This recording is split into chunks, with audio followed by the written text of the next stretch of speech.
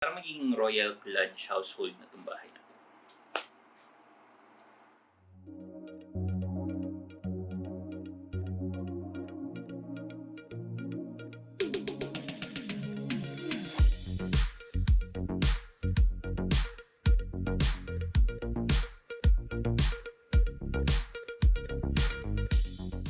Hi YouTube, this is Papa Keeves and you just caught me taking a break. So, another keyboard video. This is, I think, my 4th keyboard video. And I think nabanggit ko last time na pagka gumawa ko ng next keyboard video ko, it will be for most likely a DIY keyboard. Halata naman this is not a DIY keyboard kasi it's a Royal Kludge keyboard and we already have 4 Royal Kludge keyboards sa bahay.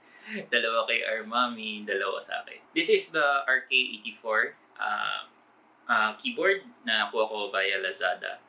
And siguro to give you a idea kung bakit ito yung kinuha kong keyboard and I didn't go with with a parang DIY like nabanggit ko na the next video will be a DIY keyboard is probably I'll just go over yung 4 main points that I feel always influence my choices with the keyboard. So first is the switches. Itong RK84 na to na binili ko has brown switches installed.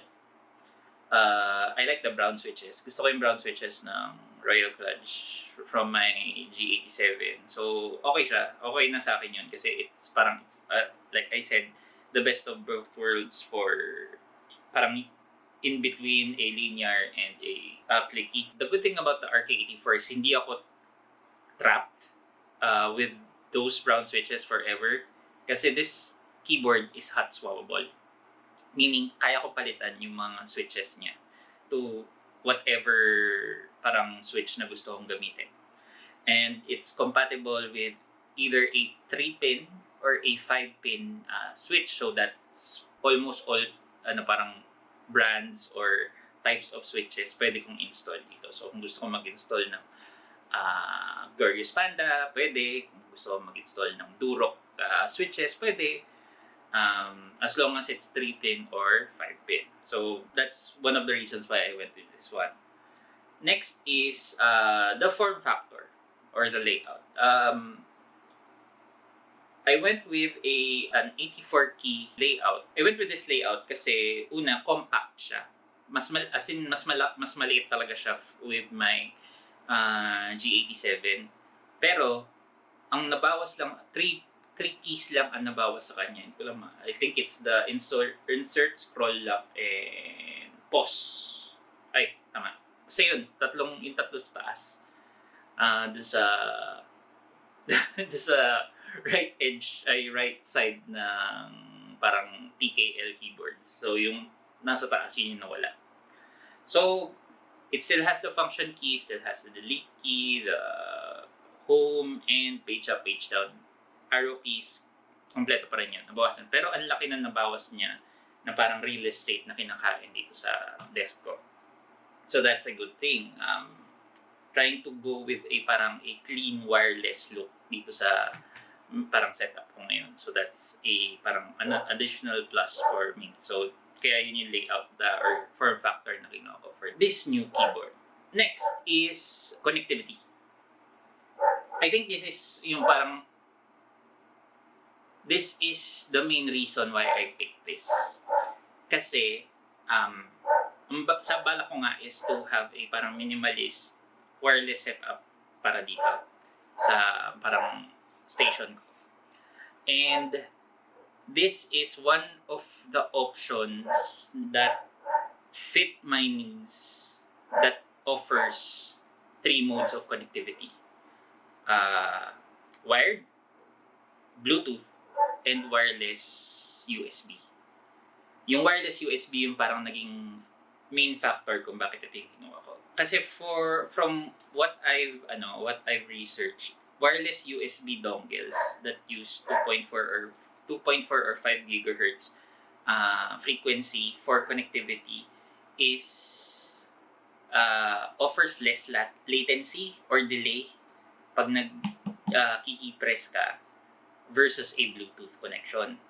And wala rin kasing Bluetooth yung system ko. So, that's an additional parang factor kung bakit naghahanap ako ng dongle. And from sa lahat ng mga hinanap ko or lahat ng mga tinignan ko, online, offline, Facebook, Newegg, Amazon,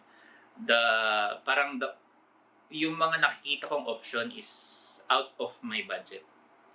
It's siguro yung pinaka parang reliable na nakita ko is the Logitech G915913.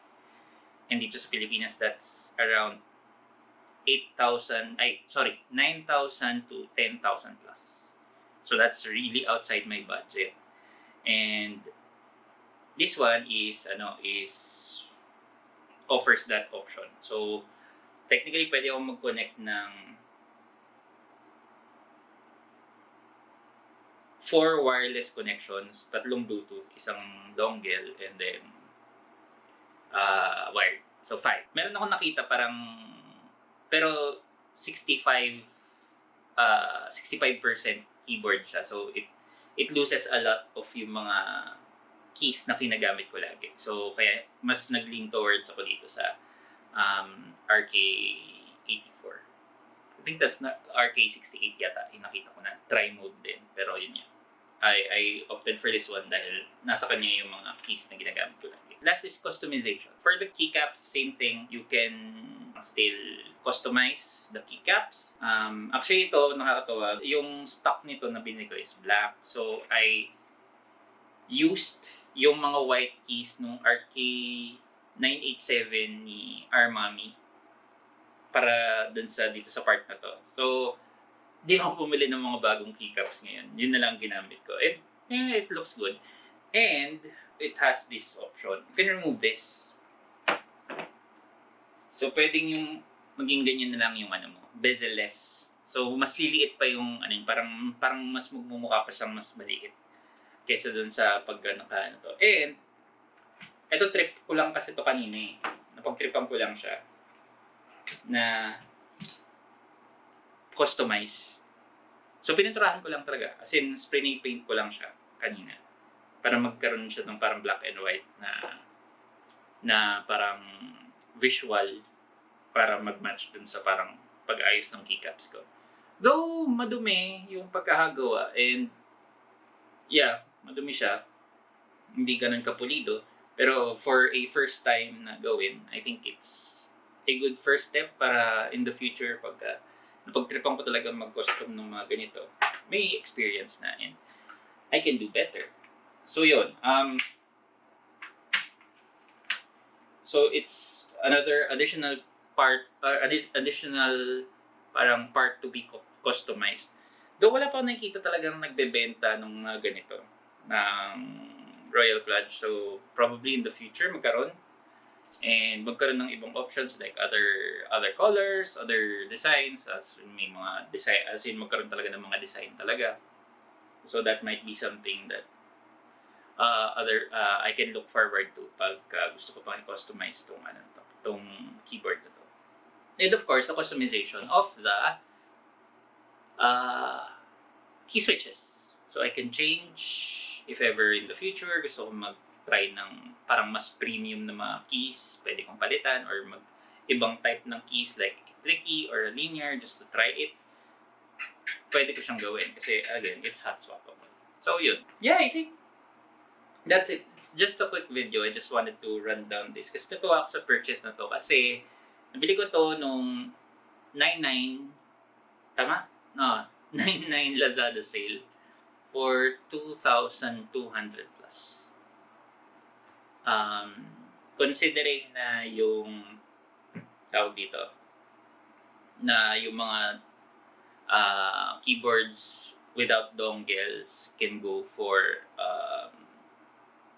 2,500, 3,000.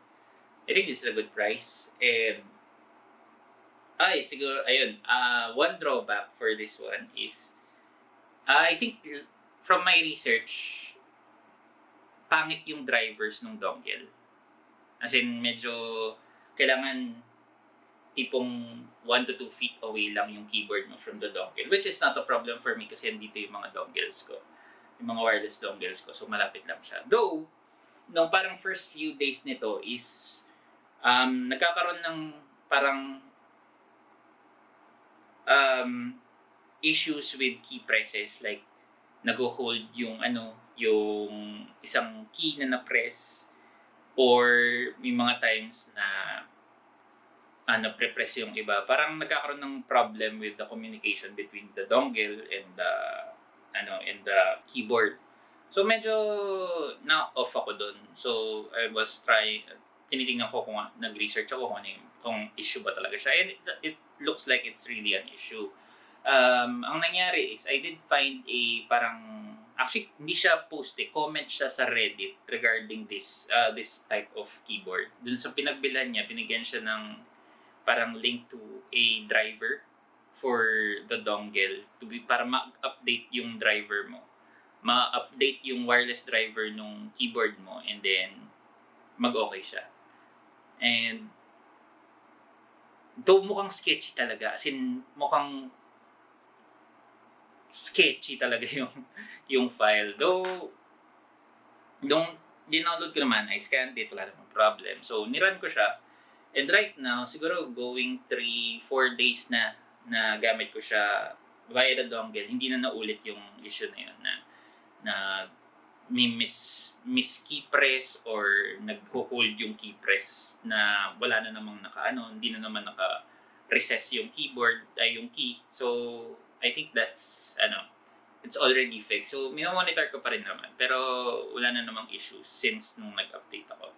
So that might be a deal breaker for some kasi baka yun nga sketchy mukhang sketchy talaga yung file na yun. Nakatakot din akong i-install sa PC, pero na-scan ko naman and it's working right now. So yun,